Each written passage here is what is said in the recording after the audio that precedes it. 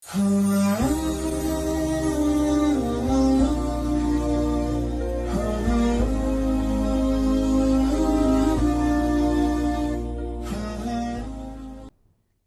ingin menyampaikan pengantar tentang fikih, ya. Apa itu fikih? Yo, Jong, yang tahu boleh pulang. Al-fikhu lughatan al-fahmu. Fikih menurut bahasa adalah faham, pemahaman. Karena fikih itu adalah faham, pemahaman, maka peluang untuk berbeda pendapat itu ada. Sumber hukum yang semua ulama sepakat ada 3 ataupun ada 4. Al-Quran, hadis, dan ijma. Ijma ada 2, ya, ijtihad dan qiyas. Sehingga karena ujungnya sama maka menjadi 4. Al-Quran, hadis, ijma, qiyas. Ya. Al-Quran saya kira sudah paham. Hadis, apa itu hadis?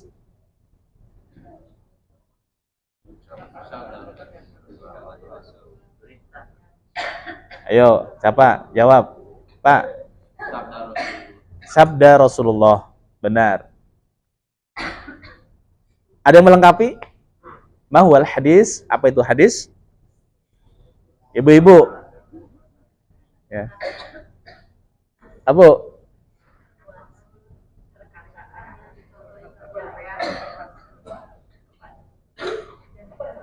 Pokoknya Rasulullah kan gitu ya, tengahnya nggak tahu, lupa lah.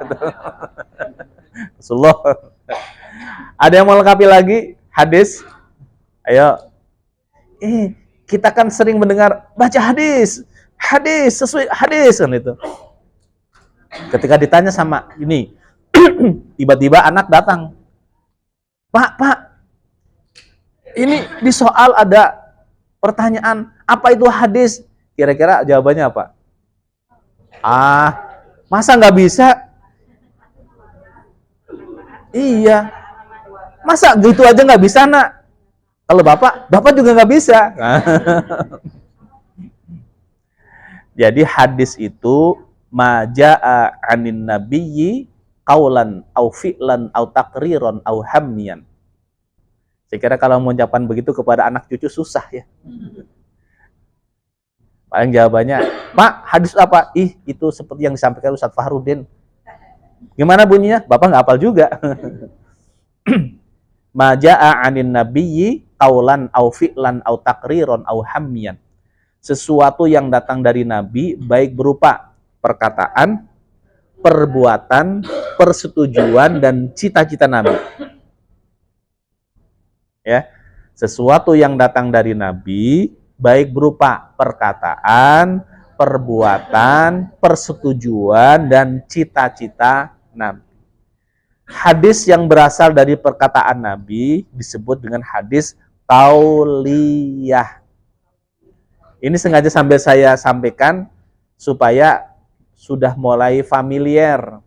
Kan kita lebih familiar dengan surat-surat Al-Quran, ya, nama surat. Tapi hadis-hadis jarang. Makanya sebagian asing istilah-istilah tersebut. Apa contohnya hadis qauliyah? Innamal a'malu binniyah wa innamal likulli imri'in ma nawa. Sesungguhnya setiap amal perbuatan itu tergantung kepada niatnya. Nah, hadis qauliyah biasanya qala Rasulullah sallallahu alaihi wasallam. Itu hadis qauliyah. Yang kedua adalah hadis fi'liyah. Hadis yang berasal dari perbuatan Nabi. Rasul menyampaikan, "Shollu kama ra'aitumuni usolli." Salatlah kamu sebagaimana kamu melihat aku salat. Makanya biasanya di depan kalimatnya apa? Ra'aitu. Para sahabat mengatakan, aku melihat ra'aitu Rasulullah.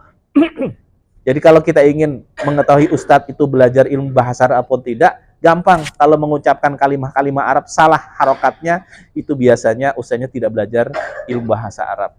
Dan itu artinya berubah. Ya. Harus Ustadz minimal harus tahu ilmu bahasa Arab, fi'il, fa'il, maf'ul, jar, majrur dan sebagainya, mudhof, mudhof ilaih. Karena itu menentukan arti. Jadi kalau ro'aitu Rasulullah, qala Rasulullah, fa'il, orang.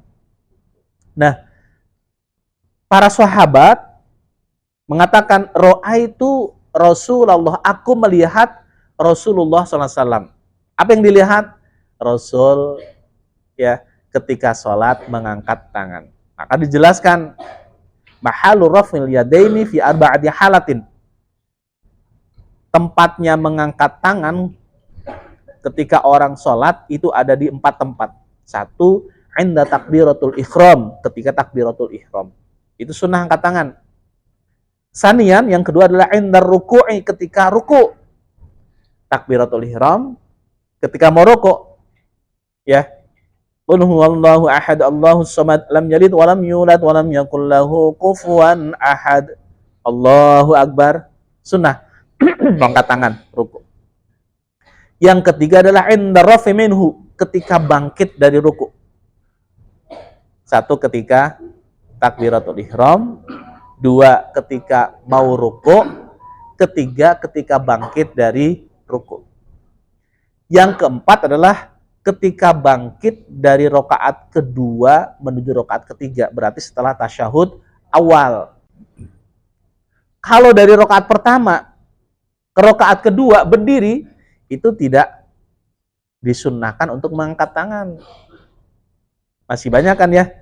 Kalau kita lihat orang sholat, rakaat pertama sujud, kemudian berdiri, untuk rakaat kedua sampai di atas angkat tangan. Padahal konteks hadisnya adalah ada di 4 tempat. 1, inda takbiratul ihram, inda ruku'i, inda rafi minhu, wa inda ba'da tasyahudul awal. Ketika takbiratul ihram, ketika mau ruku, ketika bangkit dari ruku, ketika bangkit dari rakaat kedua ataupun setelah tasyahud awal menuju rakaat ketiga. Yang lain itu tidak. Tapi kemarin saya lihat di Masjidil Haram banyak orang yang ketika ruku angkat tangan. Itu orang Syiah. Ketika mengelafalkan takbir itu angkat tangan, itu orang Syiah. Kalian lihat di Masjidil Haram, mau duduk antara duduk sujud, kemudian sujud, bangkit sujud, itu orang-orang Syiah. Jadi sekarang Iran kan dibuka, jadi banyak orang Syiah. Kalau kita nggak tahu, ya. Tapi yang pernah belajar, ciri orang Syiah seperti itu. Di antaranya dari sisi sholatnya seperti itu. Nah, lanjut. Itu hadis fi'liyah. Qauliyah, fi'liyah, takririyah. Takrir itu persetujuan. Sahabat melakukan sesuatu, kemudian Rasulullah melihatnya, Rasulullah tidak melarangnya. Nah, itu namanya hadis takririyah. Takrir, setuju. Suatu saat Ibnu Umar itu siapa? Anaknya Umar. Nah, jadi Ibnu Umar itu anaknya Umar. Kalau Abu Umar, bapaknya Umar. Kalau Ibnu Umar, anaknya Umar. Suatu saat Ibnu Umar, setelah Rasul menyampaikan hadis rok'atainil fajri khairun minad dunya wa ma fiha, 2 rakaat sebelum subuh itu lebih utama daripada dunia berserta isinya. Ibnu Umar dan juga para sahabat yang lainnya, mereka tidak pernah meninggalkan sekalipun sholat qobliyah subuh. Karena tadi 2 rakaat sebelum subuh itu lebih utama daripada dunia beserta isinya. Begitu tidak berharganya dunia, 2 rakaat saja mampu mengalahkan dunia beserta isinya. Suatu saat Ibnu Umar berangkat melaksanakan sholat tahajud, witir, karena masih ada waktu beliau berbaring. Ini ternyata ketiduran. Begitu bangun, sudah masuk waktu subuh dan segera ke masjid. Sampai di masjid, Rasulullah sudah siap-siap untuk melaksanakan sholat subuh. Kan kalau kita ke masjid, di situ sedang akan dilaksanakan sholat berjamaah, maka jangan memaksakan melaksanakan sholat qobliyah, termasuk tahiyatul masjid. Ya. Batasannya dari mana? Kalau kita melaksanakan sholat qobliyah, baru Allahu Akbar, Alhamdulillahirabbil alamin, Arrahmanir Rahim. Tiba-tiba qomat, Allahu Akbar, asyhadu an la ilaha illallah, maka sholatnya batalkan. Jadi jangan dilanjutkan, ngejar kan gitu. Tuntutannya begitu. Nah, Ibnu Umar waktu itu pun demikian. Begitu sampai di masjid, ternyata Rasulullah sudah menjelang sholat, sedang menyatakan suwu sufufakum. Fa inna taswiyatas sufuf min tamami iqamatis shalah. Luruskan shaf kalian, karena lurus dan rapatnya shaf merupakan kesempurnaan sholat berjamaah kita. Kalau di sini istawu ataupun sawu itu artinya luruskan, i'tadilu, rapatkan, pundak bersentuhan ataupun kaki merapat. Kan ada kalanya kakinya belum rapat, tapi pundaknya sudah bersentuhan. Kenapa? Badan yang ada di samping kita besar.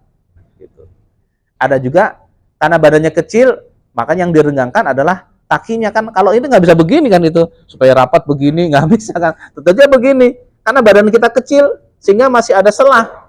Makanya kakinya yang merapat. Jadi pilihannya bisa pundaknya yang rapat ataupun kakinya yang bersentuhan dengan kaki sebelah kita. Tapi jangan ngambil space orang lain, karena mentang mau rapat hanya lebar banget, menyesuaikan. Nah, itu Ibnu Umar, lanjut, Ibnu Umar langsung sholat bersama dengan Rasulullah SAW. Selesai sholat, Ibnu Umar kemudian berdiri melaksanakan sholat 2 rakaat. Ya, selesai sholat tersebut, kemudian Rasulullah mendekati Ibnu Umar. Wahai saudaraku, sahabatku, sholat gerangan apa yang kau lakukan? Bukankah aku tidak pernah melaksanakan sholat setelah sholat subuh? Ibnu Umar menjawab, ya Rasul, selepas tahajud tadi, saya ketiduran. Dan bangun-bangun sudah waktu subuh. Pas saya ke masjid, ternyata Rasul sudah menjelang sholat, sehingga saya belum sempat untuk melaksanakan sholat qobliyah. Jadi sholat yang baru saja saya lakukan 2 rakaat tadi adalah sholat qobliyah yang dikerjakan ba'diyah. Summa sakata, Rasulullah diam. Rasulullah tidak menyuruh dan Rasulullah juga tidak melarang. Diamnya Rasulullah itu menjadi takrir, persetujuan. Berarti Rasulullah membolehkan orang yang biasa melaksanakan sholat qobliyah subuh, suatu saat dia tidak sempat melaksanakan karena udzur syar'i untuk mengejar sholat berjamaah, maka boleh dikerjakan setelah subuh. Nah, ini kan butuh ilmu. Kalau tidak tahu ilmunya, kita tidak tahu ilmunya, orang lain tidak tahu ilmunya, jadi suudon, si bapak nggak pernah ngaji ya, kan nggak ada sholat setelah sholat subuh, paling begitu.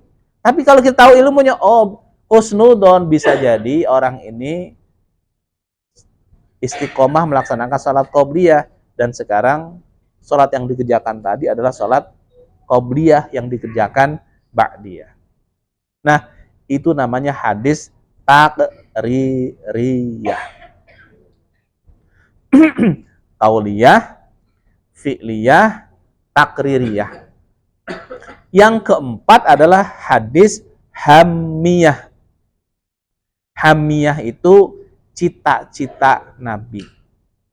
Harapan, keinginan Nabi. Contoh, di bulan Muharram, ya, di bulan Muharram ataupun Asyura, di bulan Asyura, Asyura artinya 10 ya. Suatu saat Rasul bertanya kepada para sahabat, para sahabat, itu konaon? Karena orang Sunda ya. Konaon itu tanggal 10 Muharram kok mereka orang-orang Yahudi pada puasa? Baik ya Rasul, saya coba tanyakan ke orang-orang Yahudi. Yahudi, kenapa kok kamu tanggal 10 kok pada puasa? Aku puasa itu memperingati kemenangan Isa Al-Masih. Oh begitu, ya sudah. Makasih ya yuk, Yahudi ya yuk. Menghadap ke Rasul, ya Rasul, tadi sudah saya tanyakan ke orang Yahudi, ternyata mereka saum tanggal 10 Muharram itu karena mereka memperingati kemenangan Isa Al-Masih. Kata Rasulullah, kalau begitu yang berhak melakukan itu bukan mereka, kita. Dan Rasul kan sudah melaksanakan saum kan. Yang berhak bukan mereka, tapi kita semuanya. Baik untuk membedakan mereka dengan kita, kalau tahun depan saya masih hidup, maka saya akan puasa tanggal 9 dan tanggal 10, ataupun tanggal 10 dan tanggal 11. Tahun berikutnya, Rasulullah sudah wafat. Tidak sempat untuk melaksanakan niat, keinginan, melaksanakan saum tanggal 9 dan tanggal 10, ataupun tanggal 10 dan tanggal 11. Nah, hadis yang seperti ini, harapan, cita-cita, keinginan Rasulullah yang belum dilaksanakan oleh Rasul, itu namanya hadis hamiyah. Dan itu kemudian dilaksanakan oleh para sahabat. Sahabat melaksanakan saumnya 2 hari, tanggal 9 dan tanggal 10, ataupun tanggal 10 dan tanggal 11. Itu hadis hamiyah.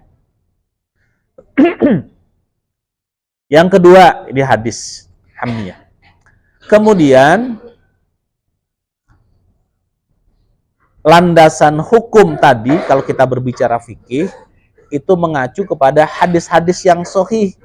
Sehingga para ulama, ada himpunan Fadhailul A'mal, ada kitab judulnya Fadhailul A'mal.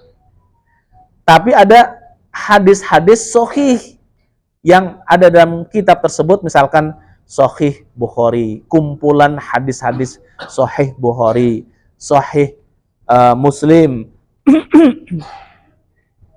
dan lain sebagainya. Nah, hadis-hadis ini yang kemudian dijadikan sebagai rujukan, sebagai dasar untuk amal ibadah-ibadah. Makanya untuk ibadah mahdhoh, ya, itu landasan hadisnya hadis sahih. Tapi ibadah yang ghairu mahdhoh, ibadah-ibadah sosial, banyak yang kemudian menggunakan hadis-hadis yang hasan, ataupun bahkan ada hadis yang dhaif. Di bulan Ramadan, para ustadz sering menyampaikan 10 hari pertama itu adalah maghfirah, 10 hari kedua adalah rahmah, kemudian 10 hari ketiga adalah idkun minan nar, dibebaskan dari panasnya api neraka. Itu hadisnya hadis dhaif. Untuk apa? Memotivasi, ya, supaya kita mengejar ibadah tidak hanya di 10 hari pertama saja. 10 hari pertama semangat, 10 hari kedua lebih semangat lagi, 10 hari ketiga lebih semangat lagi. Yang terjadi gimana? 10 hari pertama Pak DKM, ini Pak Arif kan ketua DKM, sibuk. Saya juga dijadwal ngisi ceramah di masjid beliau. Kebagian awal dan akhir. Nah, awal alhamdulillah penuh, mudah-mudahan sampai akhir Ramadan juga penuh. Ternyata bolong ya. Pas di akhir alhamdulillah masih penuh, tapi ada soft yang kosong. Ya. Jadi beberapa masjid di 10 hari kedua dan ketiga itu semakin luas dan mengalami kemajuan softnya. Padahal sudah dimotivasi dengan hadis tadi, ya. Rahmah, maghfirah, itqu raqabatin minan nar, dibebaskan dari panas api neraka. Banyak dijelaskan dalam kitab Fadhailul A'mal. Ya, keutamaan-keutamaan beramal. Banyak motivasi-motivasi di situ. Ya. Nah, untuk fikih sendiri, urusan ibadah sendiri, para ulama sepakat bahwa tidak menggunakan hadis dhaif, minimal hadisnya hadis hasan. Pertanyaan adalah bagaimana cara mengetahui hadis itu hadis sahih? Memang ada satu ilmu yang namanya ilmu takhrijul hadis. Ya. Ilmu bagaimana mengetahui hadis itu hadis sahih ataupun tidak. Saya belum menemukan kitab yang berbahasa Indonesia, ilmu takhrij, kitabnya masih berbahasa Arab. Ya. Ada 37 jilid, satu jilid setebal ini. Berbahasa Arab. Saya dulu belajar dengan Profesor Abdurrahman, ketua Persis, bukan Persib, Persis. Beliau dosen saya dulu waktu dosen pembimbing saya. Sering diminta, Ustaz main ke rumah, siap, Prof. Beliau punya satu lemari kumpulan hadis, takhrijul hadis, tarjihul hadis, mustalahul hadis, bab hadis, karena beliau memang profesornya di bidang hadis. Ya. Saya dikasih tugas oleh beliau, Ustaz, coba cari satu hadis, kemudian ditakhrij, ya, ditakhrij itu dibuktikan kesohihan hadis tersebut. Kitabnya silakan pakai yang ada itu. Jadi setiap ada waktu datang ke rumah beliau. Prof, izin Prof, sok silakan. Saya ngambil hadis innamal a'malu binniyah wa innamal likulli imri'in ma nawa. Hadisnya sudah sahih ya. Tapi ingin dibuktikan bahwa hadis tersebut sahih ataupun tidak. Oh, ternyata panjang sekali. Ya. Contoh misalkan haddatsana Hudzaifah.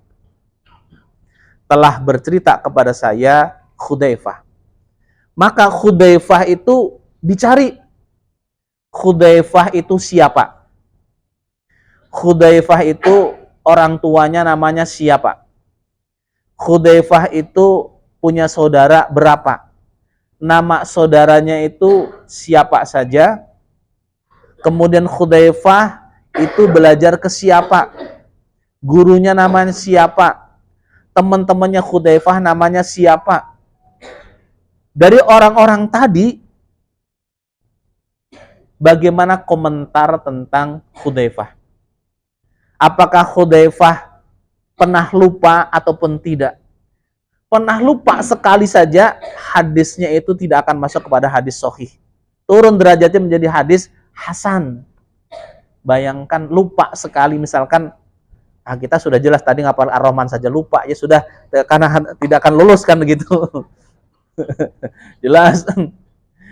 Jadi begitu mendengar, hafal dan tidak lupa. Kalau kita kan begitu mendengar, tidak hafal, begitu hafal, lupa. Beda sedikit ya. Sampai Hudzaifah pernah lupa ataupun tidak. Hudzaifah adil ataupun tidak. Hudzaifah dzabit ataupun tidak. Ya. Semua orang ini mengatakan Hudzaifah itu cerdas. Hudzaifah itu jujur. Hudzaifah itu kuat ingatannya. Hudzaifah itu dzabit. Hudzaifah itu adil. Saking adilnya begini, ada orang yang mau bertanya ya tentang satu hadis ke ulama yang ahli hadis. Pas Beliau datang, ulama ini sedang mau mengambil kambingnya yang lepas tanpa ada talinya. Kan susah. Kalau ada talinya gampang ditangkapnya. Kalau nggak ada talinya, kambing yang buas susah. Apa yang dilakukan ulama ini yang punya kambing? Dia ngambil rumput, kemudian digini-ginikan.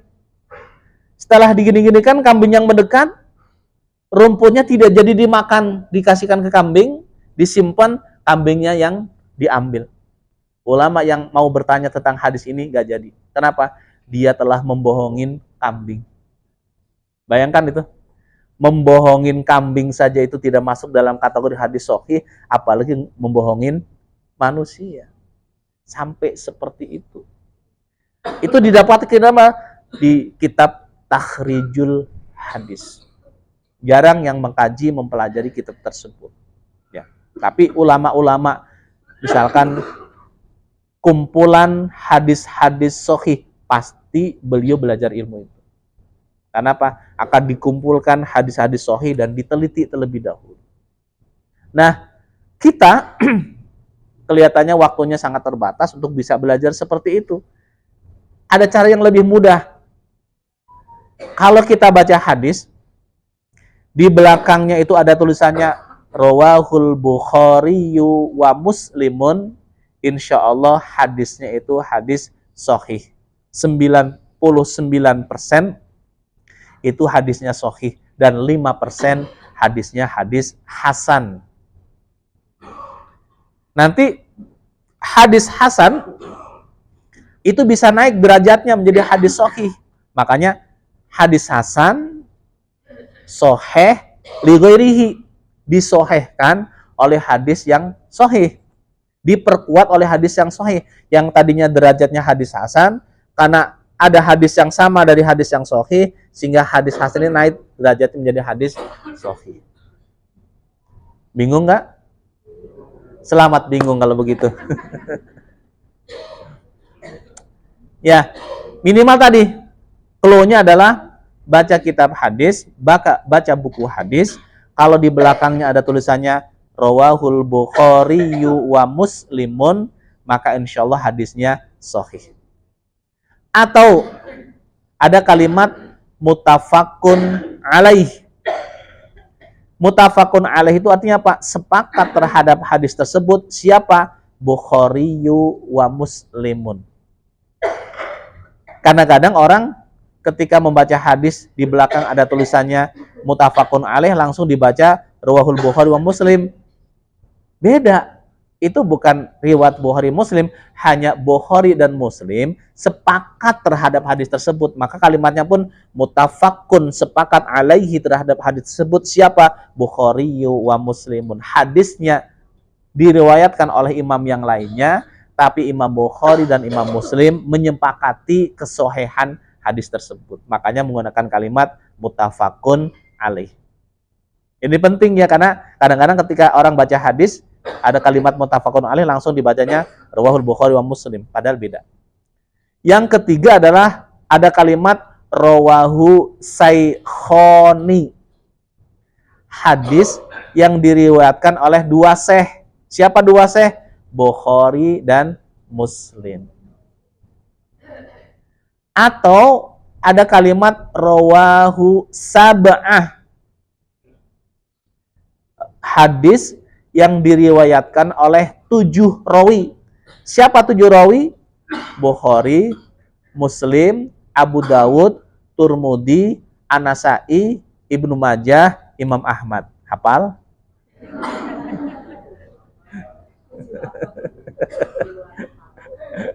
Di luar kepala berarti di dalam buku. Jadi ada kalimat rawahu sab'ah, hadis yang diriwayatkan oleh 7 rawi. 7 rawi itu adalah Bukhari, Muslim, Abu Dawud, Turmudi, An-Nasai, Ibnu Majah, Imam Ahmad. Disingkat rawahu sab'ah. Karena kalau ditulis semuanya kepanjangan. Makanya disingkat rawahu sab'ah. Atau ada kalimat rawahul jamaah. Hadis yang diriwayatkan oleh jamaah. Jamaah ini biasanya adalah 6 rawi. Yang 7 tadi kecuali Imam Ahmad, Bukhari, Muslim, Abu Dawud, Tirmidzi, An-Nasa'i, Ibnu Majah. Selain Imam Ahmad. Itu disebut dengan rawahul jamaah. Tambah pusing lagi. Paling tidak itu, ya. Nah, kembali kepada hadis tadi ya. Ma jaa'a 'anin nabiyyi qaulan aw fi'lan aw taqriran aw hamyan. Sesuatu yang datang dari Nabi, baik berupa perkataan, perbuatan, dan persetujuan dan cita-cita Nabi. Itu adalah hadis. Sumber hukum yang semua ulama sepakat, Al-Quran, hadis. Yang ketiga adalah ijma', kesepakatan para ulama. Ya, kesepakatan para ulama. Saya ingin menyampaikan tentang hadis landasan para ulama. Bentar.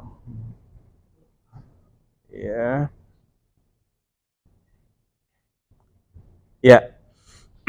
Landasan para ulama terkait dengan hukum berulang-ulang umroh. Ini kan ada yang semangat sekali.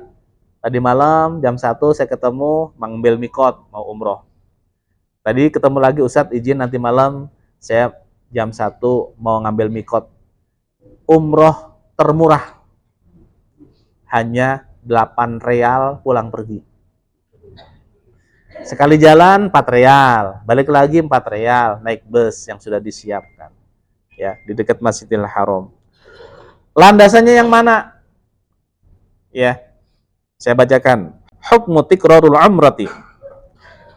Fa inna tikrarul umrati mustahabun lima rawahul Bukhari wa Muslim. Wa an Abi Hurairah radhiyallahu anhu Nabi sallallahu alaihi wasallam, al-umratu ila al-umrati kafaratu lima bainahuma wal hajjul mabrur laisa lahu jazaa'un illa al-jannah. Wa hadha huwa madhhabul jumhur ulama. Qala An-Nawawi fil Majmu'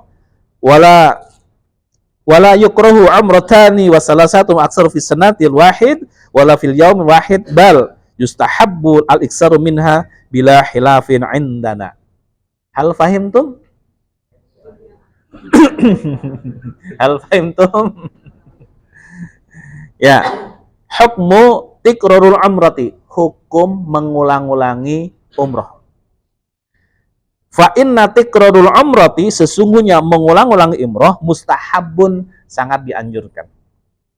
Lima rawahul Bukhari wa Muslim, berdasarkan hadis yang diriwayatkan oleh Imam Bukhari dan Muslim. Wa an Abi Hurairah radhiyallahu anhu anna Nabi sallallahu alaihi wasallam, dari Abu Hurairah radhiyallahu anhu bahwa Nabi sallallahu alaihi wasallam qala, berkata, al-umratun ilal umrati, dari umrah yang satu ke umrah berikutnya, kafaratun, menjadi kifarat, menjadi penggugur dosa. Jadi yang saya contohkan kemarin, kita berangkat haji, memang janji yang disampaikan oleh baginda Rasul adalah diampuni dosa-dosa kita. Apakah begitu wukuf selesai haji 100% sudah diampuni oleh Allah? Belum tentu. Bisa jadi baru 80%. Ya, dosa kita yang diampuni oleh Allah. Nanti dilengkapi dengan apa? Dengan amal-amal soleh. Kenapa? Innal hasanat yudhibna sayyi'at. Di surat Hud disebutkan, sesungguhnya setiap kebaikan yang kita lakukan menghapus dosa yang pernah kita kerjakan. Makanya amal soleh kita lakukan selama di sini. Mungkin 80% saat haji dosa yang diampuni oleh Allah, masih 20% yang belum. Bisa dengan tawaf sunnah, bisa dengan umroh sunnah, ya, bisa dengan tilawah Al-Quran, bisa dengan itikaf di Masjidil Haram, bisa mengejar target di kamar, saya harus hatam 30 juz, misalkan saya selama di tanah suci, macam-macam. Nanti penyempurna. Ada yang saya pingin sisanya tadi itu dengan cara apa? Dengan memperbanyak umroh. Lah, landasan hadisnya ini. Hukmu tikrarul umrati. Karena nanti Bapak Ibu, ya, ketika ketemu dengan yang lainnya, yang lain kan tanya-tanya, si rajin-rajin amat, umroh bolak-balik.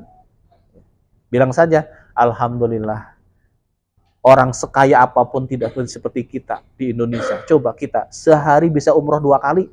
Orang Indonesia ya yang kaya pun paling setahun berapa kali umrohnya. Nah, gitu. Kita bisa sehari 2 kali umroh. Pagi selesai, malam ngambil mikot lagi, umroh lagi dan sebagainya. Nah, landasan haji ini tadi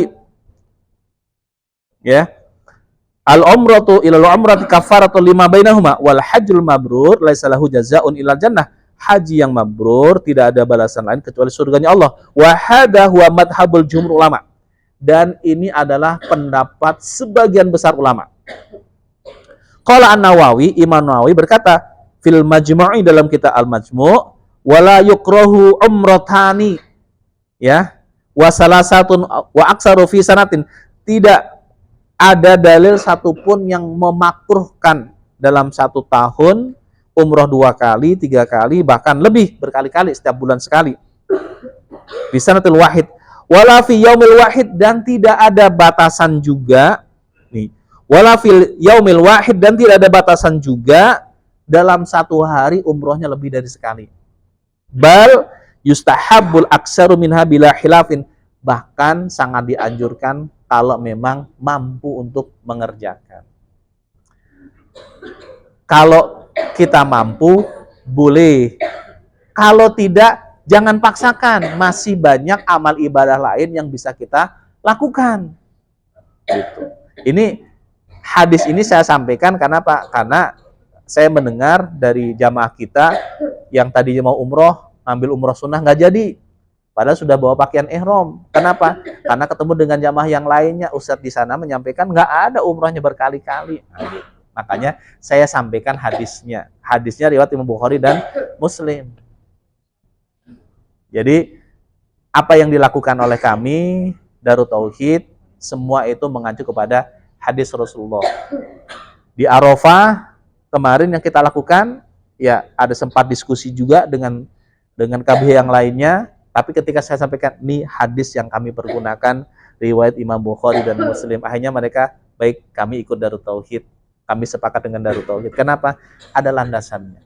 Jadi yang penting apa yang kita lakukan ada dasarnya. Gitu. Jadi yang kemarin sempat tidak jadi berangkat gara-gara ketemu dengan salah seorang jamaah yang pendapat mereka adalah tidak ada umroh sunnah ya. Jadi jawabannya tidak ada umroh sunnah ya. Saya sampaikan hadisnya jelas. Al-umratu ilal umrati kafaratu lima bainahuma. Itu hadisnya riwayat Imam Bukhari dan Muslim. Itu sebagai landasan kita. Tikrorul umrati, berulang-ulang umroh. Di sana disebutkan oleh Imam Nawawi tidak dibatasi dengan waktu. Paling yang membatasi apa? Kemampuan fisik kita. Kita yang harus bisa mengukur kira-kira mampu tidak. Kan kita juga tidak boleh dolim kepada tubuh kita. Hak tubuh kita harus kita penuhi. Jangan mumpung ada di sini all out, efeknya bisa jadi nanti sakit dan banyak ibadah yang justru tidak bisa kita lakukan. Udahlah diatur, capek istirahat. Kalau ada informasi mau ngambil mikot umroh, ukur diri mampu tidak dan sebagainya. Kalau tidak, jangan paksakan, ambil ibadah yang lainnya yang mampu kita lakukan. Ya, Al-Quran, hadis. Ijma sudah tadi. Yang keempat adalah qiyas. Qiyas itu apa? Ayo. Anak-anak, qiyas itu apa anak-anak? Qiyas itu ya menganalogkan ya. Menetapkan hukum suatu perkara yang belum ada hukumnya dianalogkan dengan perkara yang lainnya yang sudah ada hukumnya. Agak panjang definisinya. Tapi kalau saya contohkan lebih mudah.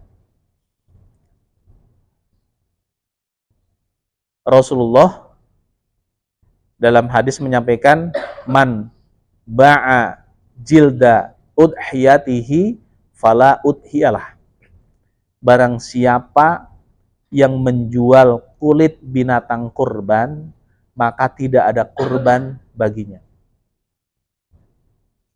Yang dilarang dalam hadis tersebut adalah menjual kulitnya. Muncul pertanyaan, bagaimana kalau yang saya jual itu bukan kulitnya, tapi dagingnya, kepalanya, hatinya, ampelannya, boleh tidak? Jawabannya, tidak boleh. Kenapa? Menjual kulitnya saja yang secara nilai ekonomis, nilai harganya itu gak ada nilainya, murah banget, itu saja tidak diperbolehkan, apalagi menjual dagingnya. Kalau tidak belajar ilmu ini, mencari hadis tentang menjual daging binatang kurban gak akan ketemu. Kenapa? Di sana menggunakan kias. Wong menjual kulitnya saja nggak boleh, apalagi menjual daging. Itu namanya kias. Nah, contoh yang lain. Dalam Al-Quran disebutkan kalimat fala taqullahuma uffin. Janganlah sekali-kali kamu mengatakan perkataan perkataan cuh, perkataan yang membuat orang tua kita tersinggung, sakit hati. Tidak ada dalam ayat Al-Quran yang menyebutkan anak itu tidak boleh memukul orang tuanya. Yang ada adalah fala taqullahuma uffin. Muncul pertanyaan, boleh nggak seorang anak memukul orang tuanya? Nggak boleh. Mana ayat Al-Qurannya? Nggak ada. Tapi kias. Mengatakan perkataan saja tidak boleh, apalagi sampai memukul. Karena kalau memukul, fisiknya sakit, hatinya lebih sakit. Namanya kias aulawi. Jadi kias itu ada dua. Ada kias aulawi, ada kias musawi. Kalau kias aulawi tadi lebih, yang dikiaskan itu lebih. Tapi kalau musawi itu setara. Contoh Rasul, dulu kalau kemana-mana naik unta, naik kuda. Sekarang kita kemana-mana naik kendaraan, motor, mobil, pesawat, kereta api. Dulu Rasulullah nggak ada pesawat, belum ada pesawat, pakai unta. Muncul pertanyaan, boleh nggak kita bepergian pakai pesawat? Boleh. Dikiaskan dulu Rasulullah pakai kuda, sama-sama alat transportasi. Kuda, unta, alat transportasi, mobil, pesawat, alat transportasi.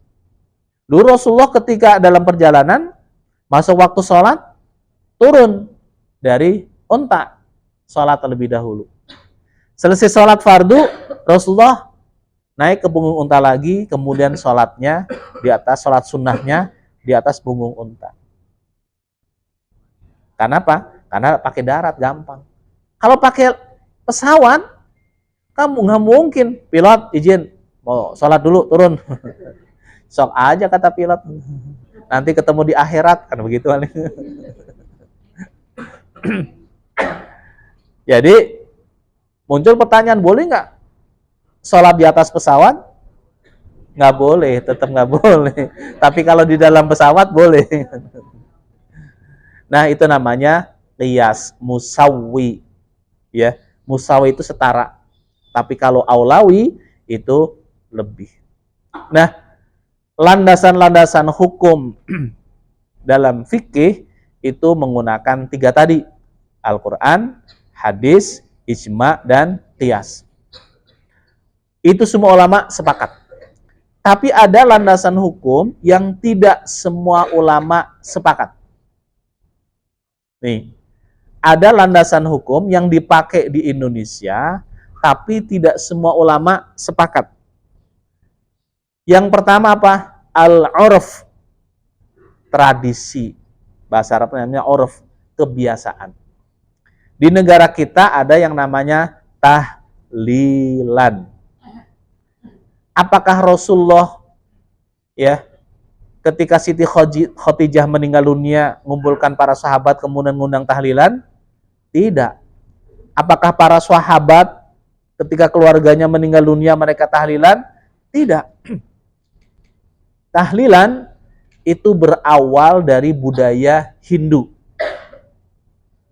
Ya. Agama di Indonesia sebelum Islam masuk ke Indonesia adalah agama Hindu. di mana dalam Hindu tersebut cara-cara ibadahnya ya, satu, ketika ada orang yang meninggal dunia, mereka kumpul-kumpul ya, kemudian sambil minum minuman keras. Minuman keras itu apa? Bukan, es batu. Es batu. Itu minuman keras. Jadi mabuk, minum-minuman ini memabukkan. Bahkan ada budaya orang tertentu itu namanya liger. Jadi ketika ada yang meninggal dunia itu misalkan pejabat, maka ada budaya yang namanya liger. Jadi kalangan tertentu. Apa itu liger? Yang hadir saat itu masing-masing membawa pasangannya. Suami istri. Ketika sudah kumpul di situ, maka kemudian bertukar-tukar pasangan. Itu namanya liger. Di kalangan tertentu dulu seperti itu. Hanya kalangan tertentu, misalkan yang meninggal dunia itu pejabat, ya kerabat, kemudian teman-teman sama-sama pejabat diundang, ada acara seperti itu. Namanya liger. Ya. Wali Songo datang ke Indonesia dakwah, termasuk Sunan Kalijaga. Ya. Dakwahnya dengan apa? Ngumpul-ngumpulnya itu tidak dihilangkan. Tapi kemudian ya mereka masih berjudi, masih minum, ya. Itu masih berjalan. Tapi Sunan Kalijaga tidak, ya, bawa minuman sendiri, ya. Kemudian kumpul cerita tentang Islam dan lain sebagainya. Nah, lambat laun satu persatu orang itu masuk Islam. Ketika masuk Islam, untuk menghilangkan budaya, tradisi itu kan tidak mudah. Maka tetap aja kumpul-kumpul nggak apa-apa. Hanya ketika kumpul, diajak untuk ngaji. Ya. Dengan apa? Tahlilan. Tahlilan itu artinya apa? Zikrullah. Tahlilan, halala yuhallilu tahlilan. Orang yang zikir kepada Allah. Berarti ketika hadir dirubah, yang dulunya berbuat maksiat sekarang menjadi forum untuk zikir kepada Allah, dan sampai sekarang masih berjalan. Hanya kadang-kadang pemahaman tahlilan masih sangat terbatas. Akhirnya apa? Suka memaksakan diri. Yang terjadi kan begitu. Ekonominya terbatas, tapi ingin menyelenggarakan tahlilan, akhirnya apa? Hutang ke sana kemari. Kemarin Pak, di Subang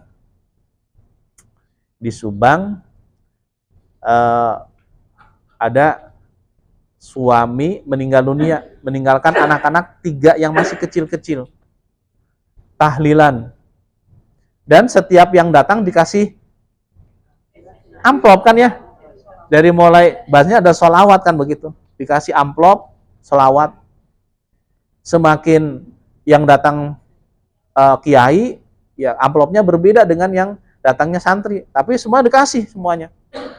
Semakin, jadi kalau Bapak Ibu yang baik, nanti malam akan ada tahlilan di rumahnya Ibu Fulanah, datang semuanya. Tapi begitu Bapak Ibu yang baik, nanti malam ada pengajian di Masjid Al-Mubarokah, hanya satu baris, ya. Ketua DKM, sekretaris, bendahara, calon besan, calon menantu, baru itu. Tahlilan banyak yang datang. Efeknya apa? Hutang ke sana kemari. Ini yang kemarin di Subang. Karena datang ke pesantren, datang ke Darut Tauhid, ketemu dengan saya, ya. Karena hutangnya banyak, habis tahlilan tersebut, hanya apa? Mau menjual tanahnya, ya, untuk membayar hutang saat tahlilan. Bayangkan, tanah yang harusnya menjadi bekal untuk beliau dan juga anak-anak yang masih kecil akan dijual. Kenapa? Dari mana? Ya, motor sudah dijual, sepeda nggak ada, ya, punya tetangga, nggak mungkin sepeda tetangga dijual kan gitu. Hanya apa? Tanahnya dijual. Kenapa? Untuk membayar hutang untuk tahlilat. Nah, ini yang salah. Kalau memang di masyarakat itu menjadi media pembelajaran, harusnya dirubah. Saya tahun 90 dari Purworejo ya, datang ke Bandung di salah satu kampung. Di situ dalam kampung itu budaya tahlilan sangat kental. Pokoknya kalau ada yang meninggal dunia wajib tahlilan. Saya butuh waktu untuk bisa memberikan pemahaman kepada masyarakat. Karena bahasa mereka adalah, Ustadz, kalau orang meninggal dunia itu tidak ditahlilin, apa bedanya manusia dengan binatang? Berarti sudah sangat ini ya, memahami tahlilan itu harus, tidak boleh tidak. Perlahan-lahan kita bantu jelaskan kepada masyarakat. Akhirnya Pak, sudah sampai titik kemudian bagaimana caranya saat tahlilan itu tidak menjadi beban orang yang ditinggal mati oleh keluarganya. Akhirnya satu RT rutin, kalau ada yang meninggal dunia sudah dibagi kelompok. Kelompok 1, 2, 3, sampai 7. Hari pertama yang menyiapkan hidangan satu kelompok ini. Hari kedua ini, ketiga ini. Dari A sampai Z-nya pokoknya yang punya rumah hanya ketempatan saja. Dan menyiapkan piring kosong. Kenapa? Kami yang datang yang akan membawa makanannya. Sudah bergeser. Kemudian agenda tahlilannya itu terlalu panjang. Tawasulnya kan ada yang panjang sekali sampai sudah pada itu masih tawasulan terus nggak selesai-selesai kan gitu. Sekarang 7 hari hadirkan 7 ustadz. Dari mana? Biayanya dari kelompok tersebut. Hari ini kelompok ini menyiapkan konsumsi sekaligus menghadirkan ustadznya. Hari kedua menyiapkan konsumsi sekaligus menghadirkan ustadznya. Jadi 7 hari bapak-bapak itu full ngaji ya. Dan mendoakan mayitnya di akhir ya, doakan, tetap doakan, tapi tidak, formatnya tidak seperti dulu. Alhamdulillah Pak, sekarang berjalan seperti itu. Dari mulai tahun 90 mungkin sekitar 5-10 tahun untuk bagaimana memberikan pemahaman kepada masyarakat. Yang sekarang ya 3 hari itu di rumahnya, kemudian hari ke-4 sampai ke-7 sekarang di masjid. Jadi hanya apa? Mesinnya jadi makmur. Kalau ada yang meninggal dunia, mesinnya jadi makmur. Kenapa? Hari ke-4 sampai hari ke-7 pengajian di masjid, ngundang ceramah, tetap ada konsumsi. Nggak tahu apakah yang menarik konsumsinya ataupun apanya kan gitu. Karena ada konsumsinya. Anak-anak ngaji, ya. Bapak-bapak yang tadinya jarang ke masjid jadi ke masjid, mau ngaji. Kenapa? Judulnya tetap, kalimatnya adalah tahlilan, tapi di dalamnya isinya adalah tidak serta-merta tahlilan. Itu di kampung di Baros, di Pasir Kumeli. Saya dulu tinggal di situ. Nah, ini merubah bagaimana pola berpikir masyarakat tentang pemahaman tahlilan, karena berawal dari yang namanya urf, kebiasaan. Apalagi masolihul maslahah, sumber hukum yang tidak semua ulama sepakat. Apa contohnya? Peringatan hari-hari besar, Isra Mi'raj, Maulid Nabi, itu adalah masolihul maslahah. Ada yang sependapat, ada yang tidak sependapat.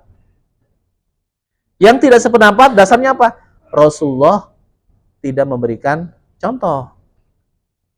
Yang sependapat apa landasannya? Dalam acara tersebut banyak kebaikan-kebaikan yang didapatkan. Termasuk Salahuddin Al-Ayyubi ketika beliau dinobatkan menjadi khalifah, langkah salah satu yang dilakukan adalah mengembalikan ya semangat belajar umat Islam. Termasuk Salahuddin Al-Ayyubi mengadakan perlombaan untuk menulis sejarah Rasulullah dari mulai sebelum lahir sampai meninggal dunia. Siapa pemenangnya? Syekh Al-Barzanji. Kitabnya disebut kitab Al-Barzanji. Kalau Bapak Ibu baca kitab Al-Barzanji, maka kita akan menemukan sejarah Rasulullah dari mulai Rasulullah sebelum lahir sampai Rasulullah wafat. Ada di situ semuanya. Masalahnya di kampung kita, di tempat kita, orang yang baca kitab Al-Barzanji itu tidak dijelaskan artinya. Sehingga tidak tahu kalau itu adalah berbicara sejarah Rasulullah. Walamma tamma min hamlihi syahrani ala masyhuril aqwalil marwiyah tufiya bil madinatil munawwarati abuhu Abdullah. Apa artinya? Walamma tamma min hamlihi syahrani, semangsane wis sempurna, itu bahasa Inggrisnya begitu ya. Ketika baginda Rasul sempurna usia 2 bulan dalam perut ibunya, tuwfiya meninggal bil Madinati di kota Madinah, abuhu bapaknya Abdullah yang bernama Sayyid Abdullah. Ketahuilah bahwa Rasulullah ketika usia 2 bulan dalam perut ibunya, bapaknya yang bernama Sayyid Abdullah itu meninggal dunia di kota Madinah. Artinya begitu. Tapi karena kita tidak tahu artinya, jadi Allah, ya Rasulullah, Allah. Ditanya towel, apa artinya? Ting. Nanti Bapak Ibu kalau di rumah, di masjidnya sudah ada kelompok yang belajar kitab Al-Barzanji, minta ke ustadznya, Ustadz, ya, sebaiknya supaya kami tahu apa yang ada dalam kitab Al-Barzanji ini, tolong ketika acara begini satu persatu bisa diterjemahkan, jangan semuanya, banyak. Sekarang atril pertama, atril kedua, sampai atril ke-18 diterjemahkan semuanya. Bagus sekali tuh. Wa kana sallallahu alaihi wasallam sadidul hayya wa tawadu. Di atril yang ke-18 di sana disebutkan Rasulullah itu adalah seorang kekasih Allah yang sangat pemalu. Malu kalau ibadahnya kurang, malu kalau sholatnya tidak khusyuk, malu kalau tidak istiqomah, malu kalau kita malu-maluin. Nah, Rasulullah malu kalau mau berbuat yang tidak baik, malu kepada Allah. Allah begitu baik, memberikan kenikmatan kepada kita yang luar biasa. Apa yang kita terima tidak semua yang kita minta, tapi Allah Maha tahu kebutuhan kita sehingga Allah berikan walaupun kita tidak minta. Malu untuk berbuat maksiat kepada Allah. Itu ada. Sadidul hayai, baginda Rasul adalah pemalu. Ada dalam kitab Al-Barzanji. Masalahnya apa? Yang baca tidak tahu arti. Nah, itu termasuk masolihul maslahah. Ya, ada yang namanya uruf, kebiasaan, tradisi. Nah, ada dilalah iktiron, masolihul mursalah, satu daru'i, ya uruf. Itu landasan-landasan hukum yang tidak semua ulama sepakat. Kenapa tidak semua ulama sepakat? Lebih banyak kenapa itu tidak dilakukan langsung oleh Rasulullah. Tapi para ulama sebagian melaksanakan, kenapa? Melihat dari sisi positifnya. Apakah dulu di zaman Rasul ada tablik akbar? Namanya tablik akbar, ujungnya apa? Pengajian. Zaman Rasul adalah halakoh. Kan gitu. Kita pakai istilah, kalau halakoh sekarang ruang lingkupnya kecil. Makanya dibuat kalimat tablik akbar. Pengajian umum. Sebenarnya itu juga, hanya metodenya yang berbeda. Ya. Jadi uruf, masalul mursalah, dilalah iktiron, satu daru'i, itu adalah aktivitas yang memang secara teknisnya tidak langsung dicontohkan oleh Rasul, tapi para ulama melakukan, kenapa? Dipandang bisa menjadi jalan orang bisa berkumpul dan bisa mendapatkan ilmu. Seperti tadi, kalau tahlilan pada datang, tapi kalau pengajian tidak mau datang, akhirnya apa? Udahlah kalau gitu kita pakai aja kalimat tahlilan saja supaya mau pada datang. Yang penting kan datangnya kan, datang ngaji. Sekarang kan kalau tahlilan di Pasir Komeli itu paling baca Al-Qur'an. Al-Quran bersama-sama, ya, dan sudah mulai bergeser, tidak selalu surat Yasin, surat Ar-Rahman, surat Waqiah, ya, dan sebagainya, ya, surat Al-Kahfi. Kalau pas malam Jumatnya yang dibaca surat Al-Kahfi bersama-sama. Jadi sudah mulai bergeser surat-surat yang dibacanya, dan yang paling penting adalah mendapatkan ilmu, ya, forum untuk mendapatkan ilmu. Ini baru pengantar, Pak. Ini panjang banget, 1,5 jam saya ngantarkan itu. Mudah-mudahan jadi pengantar ini untuk memotivasi. Oh ternyata banyak ilmu yang harus kita pelajari. Pulang dari tanah suci ini jangan berhenti untuk belajar. Ya, ilmu fikihnya belajar supaya apa? Kita tidak menjadi orang yang taklid. Taklid itu mengikuti pendapat orang lain dan kita tidak tahu dasarnya. Itu namanya taklid. Nah, nanti kita akan bahas di bab fikihnya. Kita akan pertemuan berikutnya akan kita bahas tentang fikihnya supaya memotivasi kita untuk belajar. Ini PR ya. Hadis baru pengantar tadi hadisnya Pak. Nanti belum hadis sahih, hadis hasan, hadis dhaif, cirinya seperti apa, bagaimana sikap kita dan sebagainya. Ini belum Pak. Masih banyak PR. Fikihnya baru icip-icip, belum fikihnya. Nanti ada yang namanya madzhabul arba'ah, perbedaan pendapat dan bagaimana kita mengambil sikap dari perbedaan-perbedaan tersebut. Itu juga belum kita bahas. Belum yang 37 asbabul haidis sa'idah, kunci orang yang sukses, baru 2 kan, masih ingat berapa? 2. Yang pertama apa? Yang kemarin, bener Pak. Yang kedua setelah yang pertama. Dari 37 baru 2 yang kita bahas. Sengaja tidak akan saya selesaikan karena diselesaikan akan selesai kan gitu. Tapi memotivasi ternyata banyak ilmu yang harus kita pelajari. Ya. Kemudian yang hadis 7 golongan sab'atun yudilluhumullahu fi dhillihi yauma la dhilla illa dhilluhu, itu juga baru 1 yang dibahas. Rajulun qalbuhu mu'allaqun bil masajid. Yang 6-nya belum juga dibahas. Nah, itu berarti masih banyak PR juga, Pak. Kelihatannya pulang dari tanah suci ini kita umroh bersama-sama lagi ya. Supaya ada kajian lagi melanjutkan. Alhamdulillah sudah jam 10:30. Terima kasih Bapak Ibu yang baik.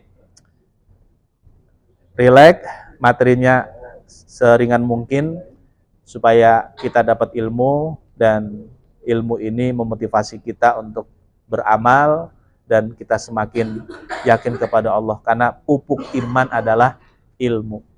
Kalau iman kita ingin menguat, maka jangan pernah berhenti untuk belajar karena pupuknya adalah ilmu. Mudah-mudahan Allah membimbing kita, insya Allah. Allahu Rabbi wal Islam dini wa Muhammadan Rasulullah.